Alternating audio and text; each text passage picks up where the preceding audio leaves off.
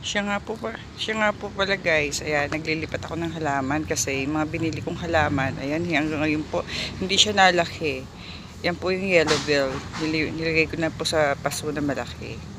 Tapos ayan po guys, nakita niyo po ba yung mga ano na yan?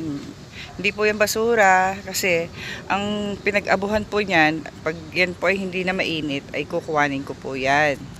Ilalagay ko po sa halaman. Yan po ay mabisang pataba. Fertilizer po yan. Kaya hindi po yan ano, yung itatapon lang. Dapat po sisigaan natin yan para maging abo. Ayan po. Oh. Kita nyo. Mabisang fertilizer po yan sa mga halaman. Napakagaling po.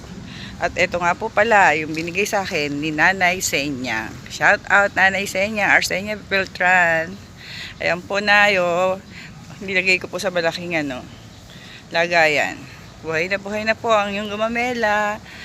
Maganda po ang bulaklak niya, kulay red. Salamat Nanay Senya. Miss you.